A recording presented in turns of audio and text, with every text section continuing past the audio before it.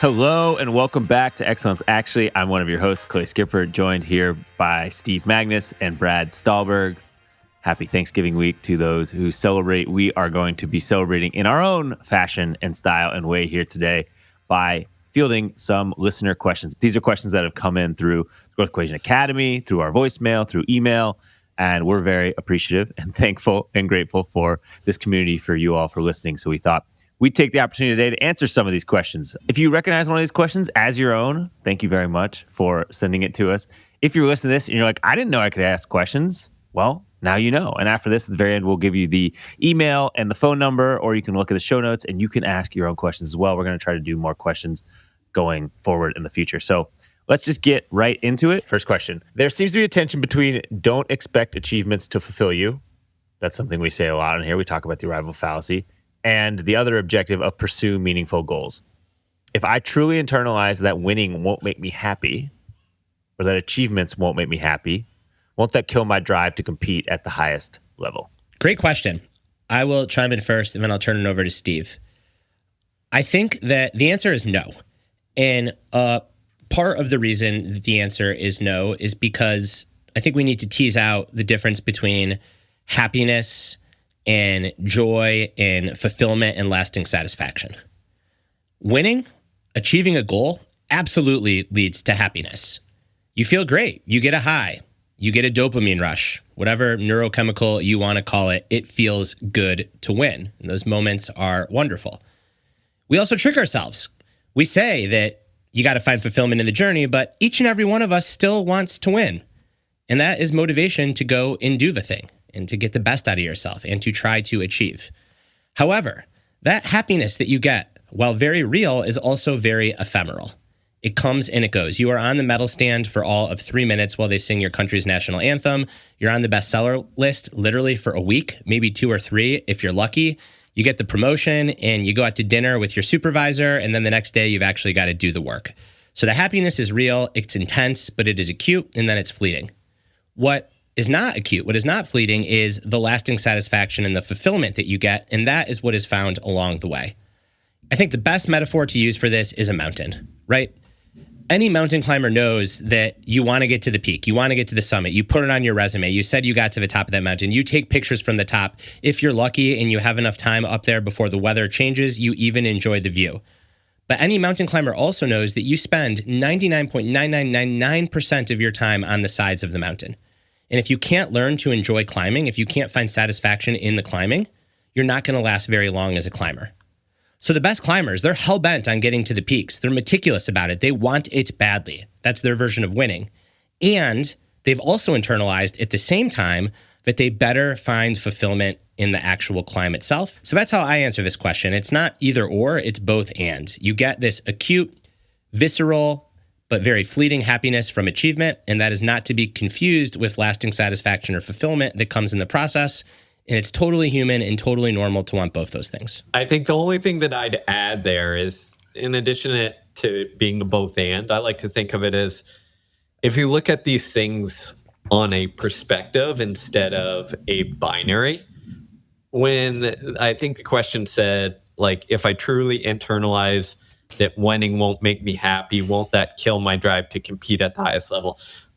No, because we have winning, pursuing, going after the thing is so deeply ingrained in us that it's really freaking hard to detach from that.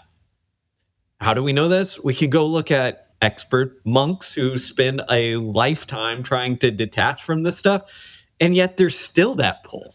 So for the vast majority of us, we're not going to turn off that, like, oh, I'm going to detach from pursuing the thing or from thinking the thing that will make me happy. No, all you're doing is saying everything is already stacked so much in that direction that we're just going to like pull back on the rope a little bit and say, oh yeah, remember, like, this isn't going to be fulfilling at the end. It might give us that spark of happiness, but it's not going to last. I think as long as you're pursuing something meaningful to you, that intrinsic motivation is largely gonna like not take care of itself, but it's gonna be there. Or I should say that drive to win is gonna be there. you don't need to add more fuel to that fire. It's already there in most of us, especially if you're a pusher.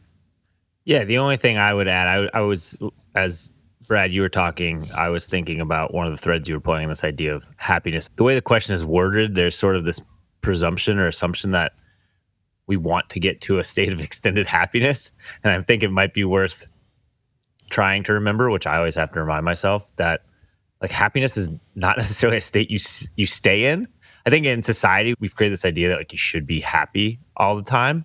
But I remember someone once said to me, like, emotions have the word motion in them because they're supposed to drive you towards something, right? And so like emotions come and go. If you are sad all the time, that's not good. We call it depression, but we believe we should be happy all the time. So I think it's just helpful to remind yourself sometimes that like being in a constant state of happiness is not only not worth striving for, it's pretty impossible, I would say, which isn't to say you shouldn't try to make yourself, have more moments of contentment and satisfaction, which I think is even slightly different from happiness. But this idea that like we should be happy all the time, that's going to set you up for more unhappiness in the long run. I hadn't thought of this before, Clay, but listening to you say that, I'll respond real quickly, then we'll move on. You know what probably best mimics the rush that you get when you win a championship or you hit your PR or you get that promotion you've been longing for? Like what you really feel in that acute moment when it happens is a high. We use the term high, right? What happens to people who chase that high? That is the definition of like cocaine, heroin, methamphetamine addiction. You feel really happy. So is my understanding. I've never tried, is an addict to those drugs when you're high. But then your whole life gets narrowed because you're just hooked on that feeling. That's not a great life. So I actually think it's quite good that the thrill and the rush that we get from arriving fades really quickly. Because if it didn't, we'd be going around like hedonic zombies in a drugged out state, and there's not a lot of beauty and joy and love that comes from that. I thought when you were saying, from my understanding, I thought you were referencing like hitting an achievement because the growth equation curse, because we've all fallen just short of hitting our achievement. Nope, So we broke the curse this weekend. what happened? What happens? You saw the picture. The 8U Asheville 6-7s won the Western North Carolina Buncombe County preseason fall jamboree. 17 team tournament representation from Owen, from Fairview, from Oakley, and from Asheville. Best 8U players in the area. And the 6-7s, coached by yours truly, won the championship. Hardest part of my coaching this year, actually, the parents have been great, but having to convince them that it's okay to name our team the 6-7s. Steve, you were going to say something? I have no words, Clay. Steve's speechless. This is the greatest moment in the growth equation. We finally broke the curse. My book's going to hit the bestseller list. This podcast is going to blow up. Like, this is it. We've broken the curse. Congrats. Well, this first question leads perfectly into another question on here, which is, someone wrote, you talk about choosing goals where the process fulfills you, exactly what we were just talking about. But what if you're in a field where the day-to-day work is often tedious? Medicine, law, research, but the impact is meaningful. How do you find fulfillment in boring but important work? So I think here, that's almost everything. Yeah. Because most things have some sort of tedium to them. But what I would say is, like, you don't love the tedium, but you find some sort of like fulfillment in doing that work because you know that it leads to growth, development, or a positive outcome that is often bigger than yourself. And I think that's when we get into what the question was asked. So to me, I think you can see it. It's almost like the expectations and the framing matters a lot. Is if we go into the thing and say, oh, this is so boring. Like I have to enter things on a spreadsheet again and again and again. Or you see it as like, this is just part of the process. This is like doing the stupid ab exercises, the warm-up drills, the other things that I don't like about running that much, but they're required to get the most out of myself in something that I'm meaningfully pursuing. So I think that like framing it not as like, this is horrible, but it's part of the process. And then I think the other part of that is like, you've got to almost like amplify and get psyched for the enjoyable parts. And maybe that's the competitions, the races, the interactions with people, the doing the thing that helps others. But you've almost got to remind yourself of like, this is why I do it. Like, this is why I show up. I get this opportunity because of all the boring stuff that I've done. So I think in every single profession, I mean, maybe I'm wrong on some, but no, I take that back. Like, even if you looked at creative pursuits, like artists and other stuff, whenever I've talked to them, it's the same stuff. Like, sure, we say they're creative and they are, but there's a whole hell of a lot of like tedious, boring, repetitive junk that goes into it before you get to like the magic. I think the only thing to add is in knowledge work, what sometimes happens that is uniquely devastating is that the tedious stuff bleeds into the good stuff so that you never get time alone with the good stuff. So this is the physician that now only has 12 minutes to see a patient and they have to document the entire time. Or the attorney that is so frazzled responding to clients in her inbox that she has lost the ability to sit down for an hour and a half and do like deep focus work on a matter.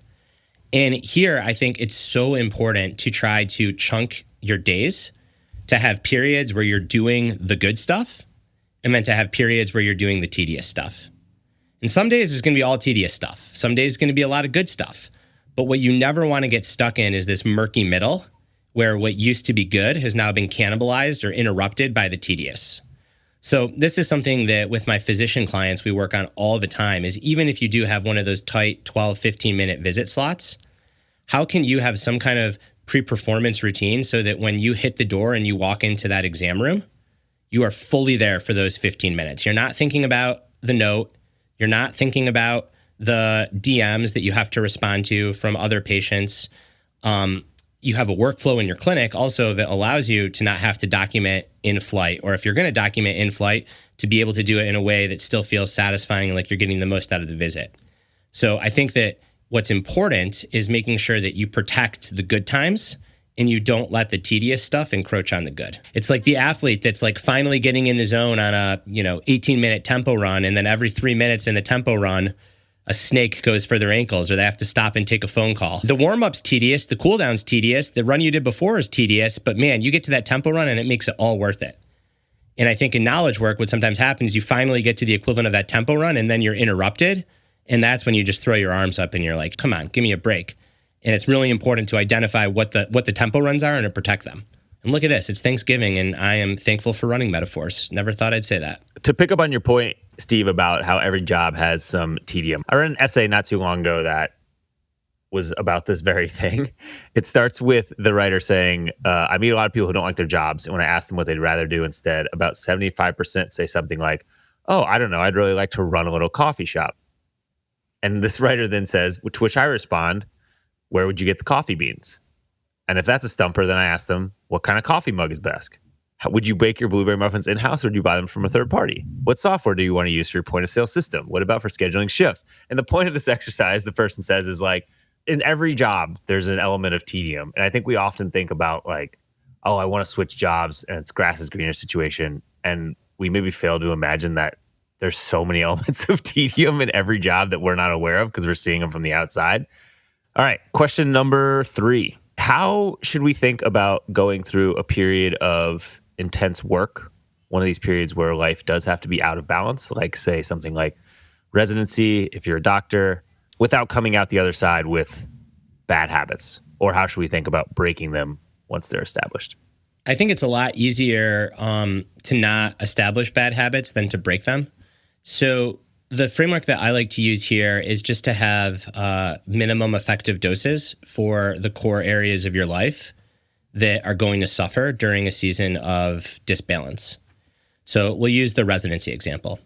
Let's say that the core areas of your life are exercise, sleep, community, and nutrition. So normally when you are having, a little bit more balance or control, whatever you want to call it. Let's say that you exercise for 60 minutes a day, you sleep for 8 hours a night, you have family dinners 5 nights a week, or getting with your friends once a week, and then you only eat out twice a week. Okay.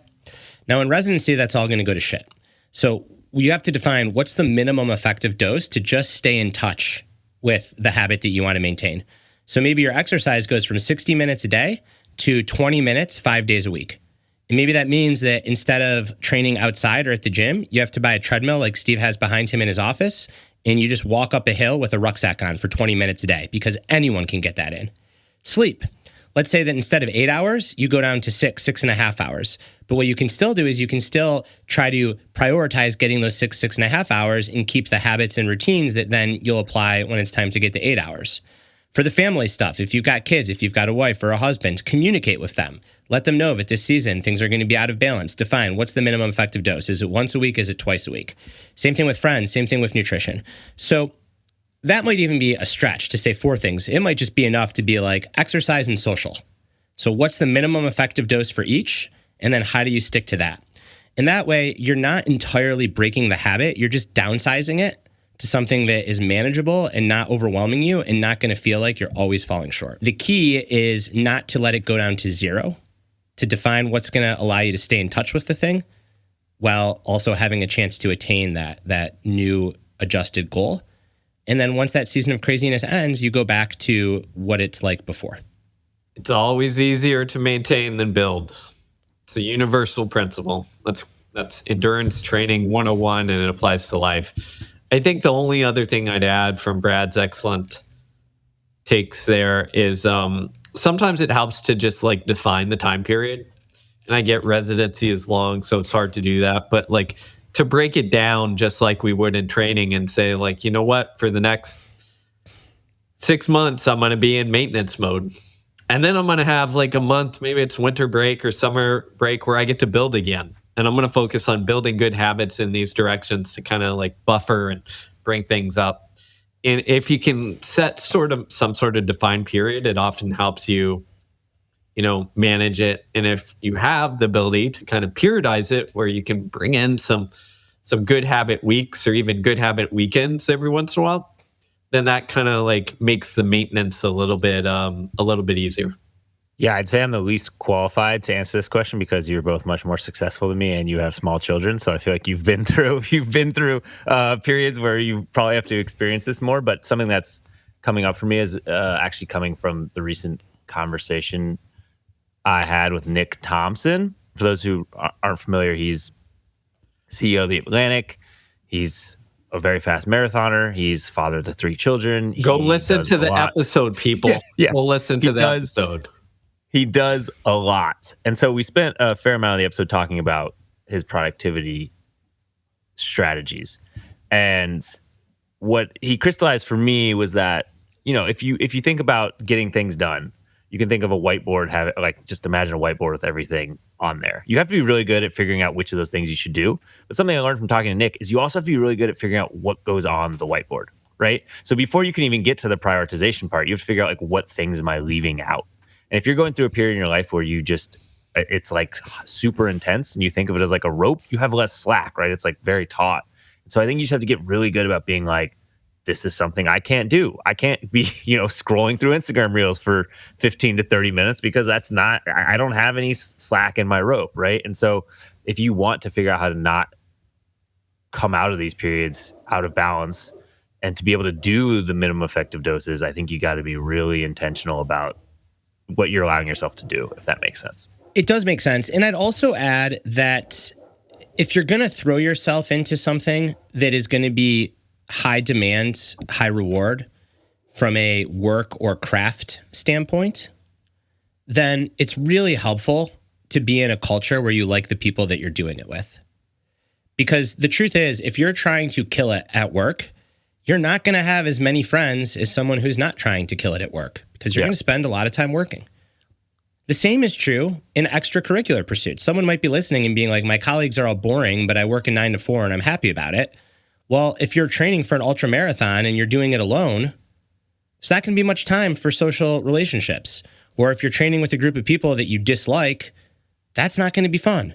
So if you want to run an ultra, then it helps to be in a training group with people that you like, because odds are they're going to be your friends. They're going to be the only other humans that you see, especially if you also have small kids.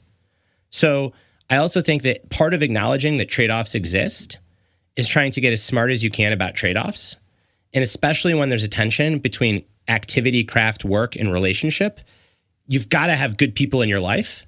So if you're spending a lot of time at work, you got to like the people you're working with. Otherwise, you got to change what you do. All right, 2 more questions. These are both training specific. The first was in response to our everything you need to know about managing fatigue episode. And this person said you mostly talked about acute fatigue, and I have a question about chronic fatigue.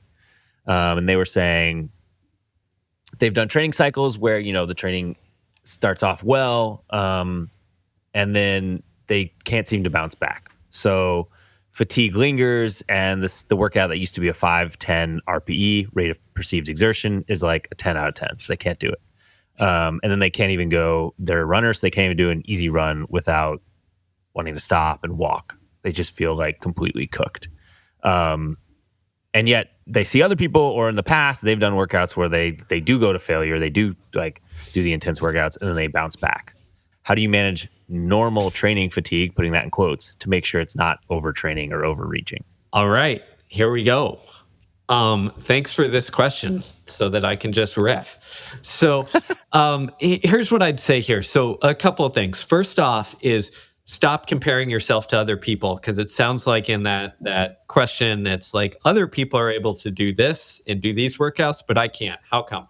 Throw it out the window, because everybody handles different running and racing stressors differently, or different training stressors differently, and everybody has different recoverability.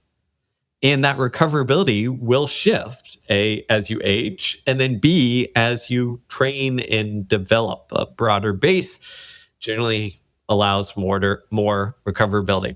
So I think throwing away what other people do and focusing on, is this normal for me, or is this something that I need to address? What do I mean by that? If in generally you don't recover well off of doing 400-meter repeats, that's what it's been like for years, guess what? That just means for whatever reason, physiologically, 400 repeats dig you into the hole. So you're not going to be able to do those as frequently or as hard as Clay over here, who's hammering those repeats all the time. So you just have to acknowledge that and not try to mimic something else. If this is a change, right, where you're like, oh, I used to recover really well, and now I'm doing the same things and I'm not bouncing back, then that means you need to look at everything outside of that. You're looking at, A, are you getting older? B, are you supporting your body nutritionally with food, recovery, sleep, all the things that we've talked about in previous podcasts? Are you doing all those things? And if not, maybe that's the weak link. And then from a training standpoint, what I would say is, I think the question was like a 5 out of 10 eventually becomes like a 10 out of 10, right? Mm-hmm. So here, what you're telling me, just based on that, is the accumulation of fatigue is what is getting you. And I see this so often where people say, you know what? I can run a 70-mile week with 2 hard workouts and a long run, and I feel good for 3, 4, 5, 6 weeks, and then I just tank. So what do you have to do? You take whatever you're normally doing and you create more space in it. Where instead of doing 70 miles a week and 2 workouts in a long run, maybe you do 1 workout in the long run and you ditch the other workout.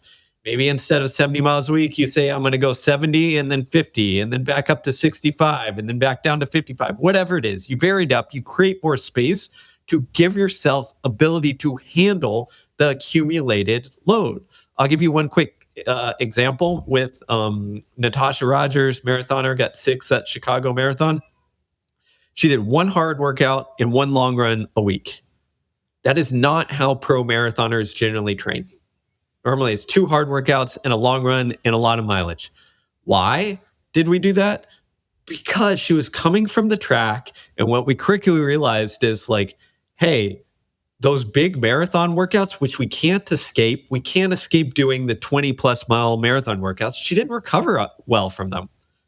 So our solution, give her another day of recovery, which meant we couldn't sneak in an extra workout. So you don't go, oh, everybody else is doing that. You say, no, this is what my body is giving me. And if I can sustain one hard workout and one long run a week for 12 to 16 weeks, I'm going to be pretty good. If I try the other way, maybe I make it 6 weeks and then I start to crater. I'm not going to be pretty good. So play with those variables to give you space so that you can absorb the accumulated load instead of saying, oh, but I handled this workout once, so I'm going to be okay. And then just following up on that, Steve, is there, I mean, again, this is, I understand this is difficult to answer this individually without, this is why you coach one-on-one. But the end of that question is, how do you manage normal training fatigue to make sure it's not overtraining? Yeah, so here I think what really works is you've got to establish your norm. What does that tempo run feel like? What does that long run feel like? What does, those interval workouts feel like? Establish that norm across months and hopefully even seasons and years, where you know what kind of it feels like when you bounce or when you do that workout and how long it takes you to bounce back. You're looking for deviations from that. And if you start seeing, deviations that linger, then that is your sign. And the reason I use linger is because acute fatigue lasts for a day or two, and then you get back out and you're like, I feel good enough. Like I can do the normal thing. The lingering of fatigue makes it where you stop being able to do the normal thing. So if you're used to doing, the day after a hard workout, you're used to saying, you know what, I can go run 6-7 miles at an easy pace and I'll be okay. And all of a sudden you're like, I got to walk. That's a sign of lingering fatigue that is different from normal that you probably need to address.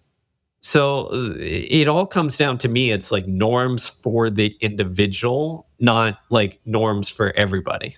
And I'm going to say something that I think even master coach of runners, Steve, is going to agree with me here. This is not necessarily true if you're fatigued as a doctor or attorney or teacher. But if you're an athlete and you are fatigued, and we're going to lose some listeners because everything related to nutrition is a cult, but the number one thing that you can do is eat more carbohydrates, and you always feel better. So there is, especially if you're looking at training for the marathon and the longer stuff. You just need more carbs. Is that you often are in a state of fuel depletion, and especially if you're running or training a lot. I'm looking at you, our triathlete listeners. If you're doing any sort of physical activity at a decent enough volume, carbs are going to be your friend. Way to go, Brad. Not supposed to bring up politics, and now we've lost all of our carnivore diet listeners. I'll tell you what, if you're listening to the show and all that you eat is meat, but you're still here and you've still got an open mind, we love you.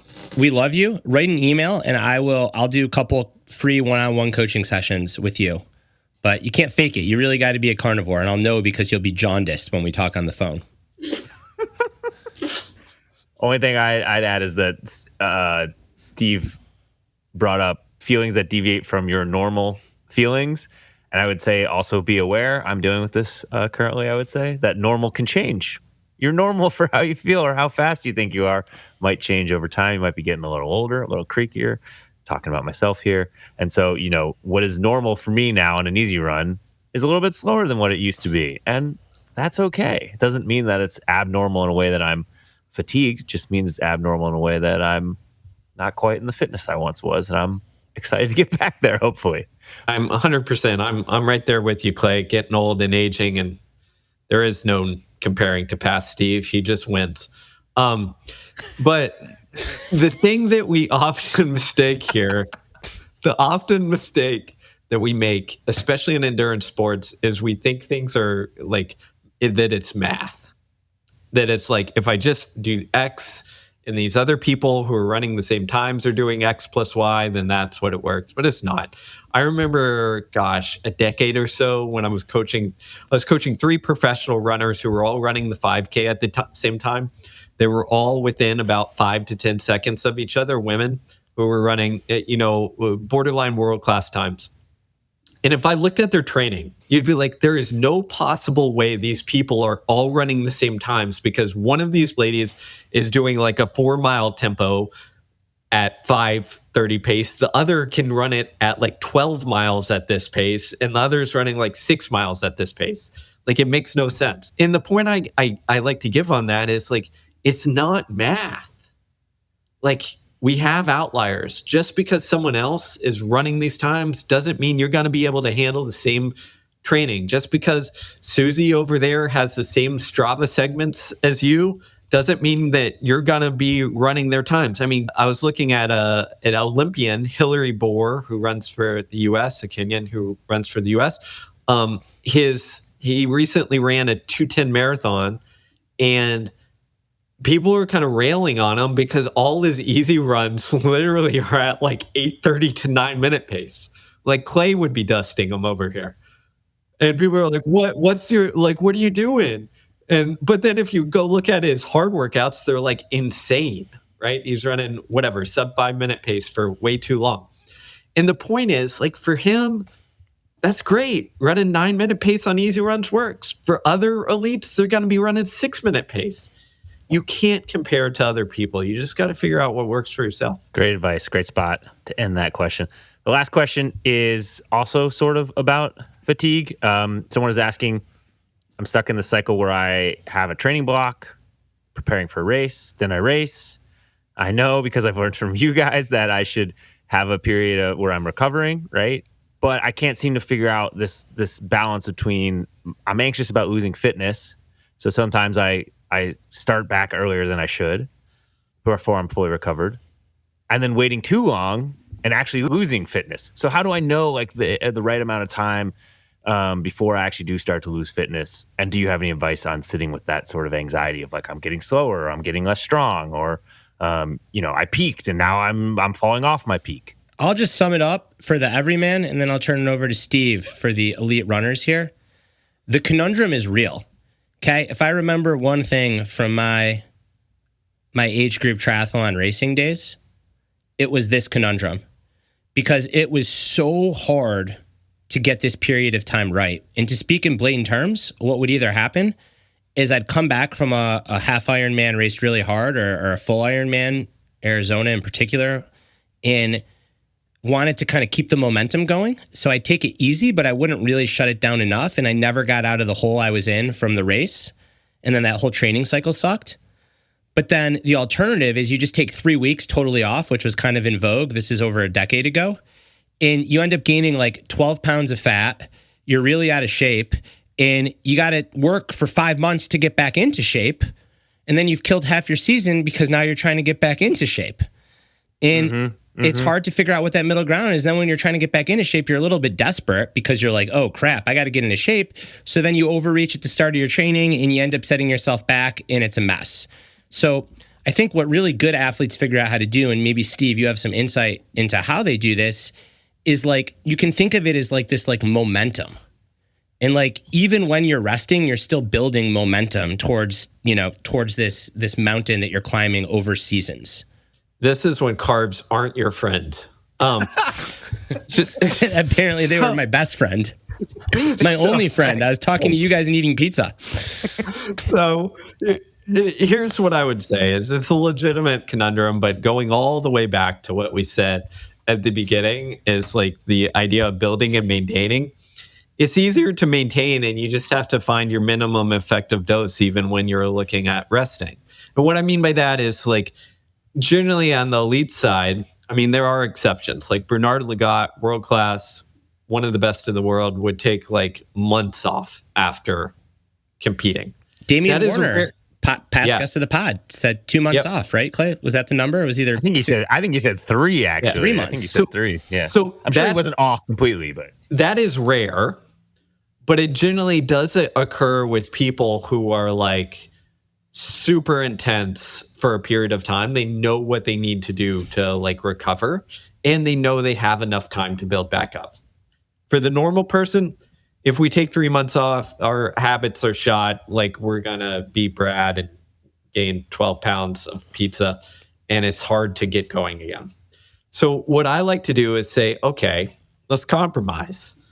How much time do you feel comfortable taking off where you get to, especially after a season or a big marathon or big Ironman, where you feel like, I allow my body to rest and recovery. I allow my mind to rest and recover without driving myself nuts. Generally, it's like a week or two, okay, for most people. And then you say, okay, what's the minimum effective dose where I can feel like I'm maintaining some sort of fitness and maintaining my mental health without digging into the hole even more so? And for every person, that's going to vary. Some people, it's going to be, I'm going to train 6 days a week, but instead of running 90 minutes every day, I'm going to go for 20-minute jogs, right? Other people, it's like, I'm going to go 3 days a week and I'm going to do an hour because I like running an hour, and then I'm going to take the days off. Whatever it is, you just have to figure out kind of like what that maintenance dose is that allows you to kind of take the edge off of like, oh, I'm losing something. Before getting back into it. And then the last thing I'd say is part of it is psychological in the sense that like you are supposed to lose some fitness. Like that's part of the point. Because if you ride that edge for too long, eventually you're going to burn out. And we know this from all sorts of things, whether we're looking at the intensity, even if we're looking at, we joke, but even sometimes if you ride like, hey, I'm racing at this weight, on the elite side, what you often see is sometimes you raced at a lower weight and then you say, okay, like I got to train at a higher weight. I got to put on the 12 pounds of pizza in order to like be sustainable enough to fuel my body and be robust enough. So like I've got to put that kind of back on again. Talk to a nutritionist. Don't trust Brad, Steve, Clay. But the point is there's thought to it. So I'm giving you a lot here, but what I would say is it's like balancing that neurotic, I'm going to drive myself nuts, with also allowing your body to have enough time to restore. I think where people often make the mistake, especially as amateurs, is they think I have to take this set period of time off. And it's like, no, like take some time off. But like if a couple of times a week, like you want to go for a jog, like it's not going to kill you. Or instead of a workout, you want to go do some strides to make yourself feel fast so you don't lose speed. Go do some strides. The key is you're just not digging that hole again.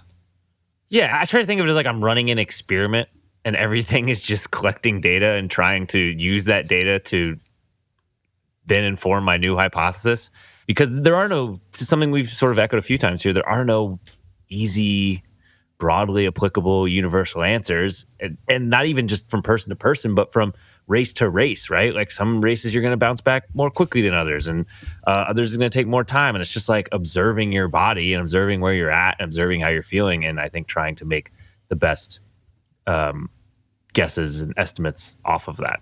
But that also requires experience in doing it, right? So another reason for playing the infinite game and continuing to come back to these things and engage in the process over and over and over again. And you gain a feel for it. And I know that this is implied, but like no biometric tracker is going to tell you. You gain a feel for it. And the best coaches, they gain a feel for you as the athlete after having worked with you for a long period of time, and they gain a feel for it. So like you can be data-driven and informed by evidence, but ultimately like this is one of those prime things where you kind of have to go by feel. And the way to have confidence in what you're feeling is to do it over and over again and experiment. There's a guy that trains at my gym whose training age is probably as long as he's been alive. He's been training since he came out of the womb, and just a phenomenal strength athlete. And he can feel himself just starting to get like the littlest bit emotionally down. And that to him is a telltale sign that he needs to deload. And for him, that deload is you just take everything down by one set. So if it's going to be 4 sets, you do 3. If it's going to be 3 sets, you do 2. That's it. You do that for a week, and then it comes back. And it sounds so trivial, but he's like, I'm essentially reducing my training by between 20 and 25% over a week. And you still have momentum. You're still quote unquote training hard. You're still in the gym, but you're also deloading. And then he comes back and he starts to feel sharp, and like the sun starts to shine again. And who knows what's going on in his body, but that's all it takes for him. But he got that because he's been training for, God knows how many years. Well, I think that's a great spot to end. Thanks to you for the wonderful questions. If you want to ask more questions, if you want to ask a question for the first time, you can reach out to us. You can email at clay.growtheq@gmail.com. You can call our voicemail at 646-893-9503. We are very grateful, thankful for all of you for listening. We couldn't do this without the Growth Equation community. That's people in our academy. If you're interested in the academy, we will also put that in the show notes. But it's all of you listening every week. Makes it very, very meaningful and fun for us to come do this. So thanks so much. Thanks for the questions. Have a very happy Thanksgiving. And we'll be back next week with another episode. Until then, take care of yourselves and be excellent to one another.